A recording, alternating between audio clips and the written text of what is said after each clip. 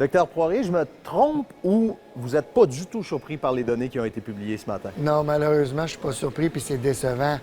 Mais c'est le résultat de la modernité, si on veut. Nos enfants jouent plus dehors. Nos enfants ont plus le droit de se faire mal dans les cours d'école. Les enfants, ça leur prend du sport organisé. Sans ça, ils vont pas spontanément. Nous autres, quand nos parents ils nous criaient l'heure du midi pour rentrer dîner, hein? Les enfants t'aimaient sur le perron pour aller jouer dehors. Après 2 minutes, il n'y a rien à faire. Alors, c'est toute une question de culture, malheureusement. Mais comment on la change, cette culture-là? Parce que là, ces patients-là, ces jeunes-là, vont bientôt, malheureusement, devenir vos patients. Oui, parce que ça prend à peu près 25 ans à quelqu'un de développer une maladie coronarienne quand tu es sédentaire. Fait que mener dans les écoles secondaires à 15-17 ans, on va y ramasser à 40. Fait que là, il va falloir qu'on permette aux jeunes de s'amuser. Puis de pas s'amuser parce que ça lui prend le cours de ci, les équipes de ça. Je veux dire, jouer à kick la canne, jouer au ballon prisonnier, jouer au drapeau, jouer à l'élastique. Les gens plus vieux, ils comprennent ce qu'on dit. Les enfants, aujourd'hui, nous disent « ben non ». Puis là, ça game, ça game, ça game. Fait que là, ils sont assis sur le steak. Je m'excuse, mais c'est ça. Ils sont assis sur le steak. Puis là, les parents n'ont pas beaucoup le temps non plus de s'en occuper pour aller jouer avec eux autres. Puis les enfants n'ont pas d'activité spontanée à faire ensemble. Quand est-ce la dernière fois, M. Savard, que vous avez arrêté dans la rue pour attendre que les jeunes tassent leur but de hockey? Des années, hein? Dans mon temps, on était obligés d'arrêter. Mais malheureusement, il y a eu des cas où des municipalités les interdisaient de le faire. Ben oui. Alors, il y a tout ça là-dedans. Bien sûr, j'avais un voisin qui appelait la police, moi. Puis comme on était jeunes, pas rebelles, bien, on faisait des coups pour leur faire comprendre qu'on jouait au hockey dans la rue.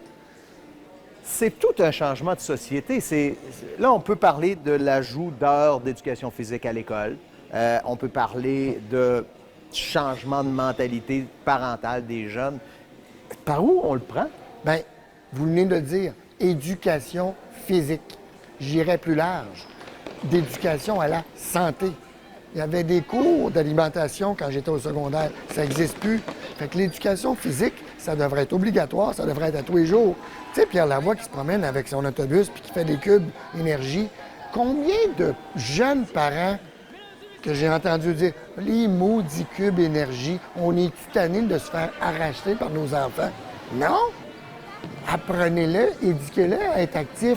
Ça va être aussi bon que de se laver les mains puis de se brosser les dents. Ils vont apprendre, ils vont comprendre, puis ils vont continuer. Mais là, on n'est plus là. Jusqu'à quel point c'est sérieux? Est-ce qu'on pourrait commencer à avoir des maladies cardiovasculaires chez des très jeunes adultes, des maladies qu'on verrait normalement chez les 60-65 ans? On ne verrait pas des maladies cardiovasculaires en tant que telles, mais on va voir des maladies métaboliques. Les endocrinologues pédiatres, il y a 20 ans, traitaient des diabétiques de type 1. Là, ils traitent des diabétiques de type 2, qui est un diabète de l'âge adulte, de personnes sédentaires et obèses. La game vient de changer. Et là, nos patients qui ont des cardiopathies congénitales quand ils étaient jeunes, qui sont fait interdire le cours d'éducation physique parce qu'ils étaient cardiaques, là, ils sont des survivants, mais ils sont diabétiques, hypertendus, coronariens. Dans cette salle, il y a probablement quelques-uns de vos patients, puis je ne veux pas entrer dans le secret professionnel, mais ce sont des gens qui, peut-être sur le tard, ont découvert les bienfaits de l'activité physique? Oui, ou bien qu'ils n'en ont jamais fait. Il y a deux façons. Tu peux être un has-been ou un never was. Je m'excuse l'anglais, mais ça dit ce que ça a à dire. L'activité physique, c'est le meilleur médicament. Dans l'étude que vous mentionnez, on voit une diminution de 18 du VO2 max. VO2 max, là, c'est ta capacité à consommer et à brûler de l'oxygène, OK? On va rendre ça simple. C'est ta machine musculaire, ta machine cardiaque. Mais ça, c'est associé avec de la mortalité.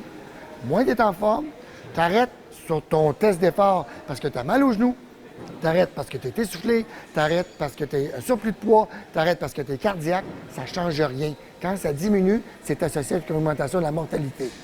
Alors là, on a des gens ici qui le découvrent, comme je disais, peut-être sur le tard et qui découvrent peut-être des bienfaits. Et j'ai des patients qui ont été pontés il y a 30 ans, dans les premiers pontés.